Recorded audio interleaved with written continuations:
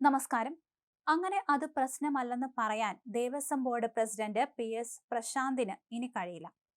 ശബരിമലയിലെ ദ്വാരപാലകരുടെ വിഗ്രഹപ്പാളി ഇളക്കി മാറ്റിയ സംഭവത്തിൽ തിരുവിതാംകൂർ ദേവസ്വം ബോർഡിന് ഹൈക്കോടതിയുടെ രൂക്ഷ വിമർശനം.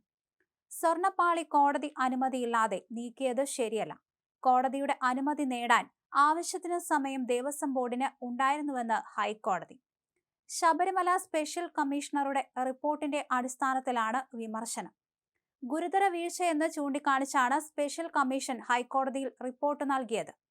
ഓണക്കാലത്തെ പ്രത്യേക പൂജകൾ പൂർത്തിയാക്കി ശബരിമല നട അടച്ചതിനു ശേഷമാണ് ശ്രീകോവിലിന് മുന്നിലെ സ്വർണപ്പാളി അറ്റകുറ്റപ്പണികൾക്കായി ഇളക്കിയത്. സംഭവം ഗുരുതര വീഴ്ച എന്നായിരുന്നു സ്പെഷ്യൽ കമ്മീഷണറുടെ റിപ്പോർട്ട്. സ്വർണപ്പണികൾ സന്നിധാനത്ത് നടത്തണമെന്ന കോടതി നിർദ്ദേശം ലംഘിച്ചെന്നും സ്പെഷ്യൽ കമ്മീഷണർ ഹൈക്കോടതിയിൽ നൽകിയ റിപ്പോർട്ടിൽ പറയുന്നു. എന്നാൽ ഒരു കോടതിയുടെയും അനുമതി വേണ്ടെന്നായിരുന്നു ദേവസ്വം ബോർഡ് പ്രസിഡന്റിന്റെ വിശദീകരണം. അതിനിടെ ഒരു സ്പോൺസറുടെ നിർദ്ദേശപ്രകാരമാണ് സ്വർണപ്പാളി ചെന്നൈയിലേക്ക് കൊണ്ടുപോയതെന്നും മറുനാടന് വിവരം കിട്ടി. ആരും അറിയാതെ അതിവേഗം തിരികെ കൊണ്ടുവയ്ക്കാനായിരുന്നു പദ്ധതി. എന്നാൽ സംഭവം സ്പെഷ്യൽ കമ്മീഷണർ അറിഞ്ഞതോടെ കാര്യങ്ങൾ പുറത്തെത്തുകയായിരുന്നു. വലിയ താൽപര്യങ്ങൾ ഈ കൊണ്ടുപോകലിന് പിന്നിലുണ്ടെന്നാണ് സൂചന. എവിടേക്കാണ് ഈ പാളികൾ കൊണ്ടുപോയതെന്ന് ഇനിയും ദേവസ്വം ബോർഡ് പറയുന്നില്ല. അതേസമയം ദ്വാരപാലകരുടെ മുകളിൽ സ്ഥാപിച്ചിരുന്ന സ്വർണം പൂശിയ ചെമ്പ് പാളികകളാണ് അറ്റകുറ്റപ്പണികൾക്കായി മാറ്റിയതെന്നാണ് ദേവസ്വം ബോർഡ് വിശദീകരണം. ഇതിന് ബോർഡും ക്ഷേത്രതന്ത്രിയും അനുമതി നൽകിയിരുന്നു. തിരുവാഭരണം commissioner, Sabarimala administrative officer, police, vigilance ഉദ്യോഗസ്ഥർ എന്നിവർ ചേർന്നാണ് സുരക്ഷിതമായ വാഹനത്തിൽ ചെന്നൈയിലേക്ക് കൊണ്ടുപോയത്.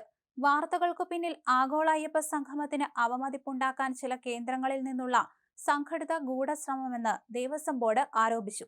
വായു സമ്പർക്കത്തിലുള്ള സ്വർണത്തിൽ മൂലകമാറ്റമുണ്ടാകുമെന്നും അങ്ങനെ മൂലകമാറ്റമുണ്ടാകുന്ന സ്വർണത്തിന് മൂല്യം കൂടുമെന്നുമെല്ലാം വാദമുണ്ട്.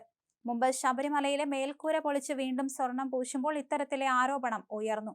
ഇത്തരം വാദങ്ങളെല്ലാം ഉള്ളപ്പോഴാണ് വീണ്ടും ശബരിമലയിൽ സ്വർണം പണിക്കായി മാറ്റുന്നത്.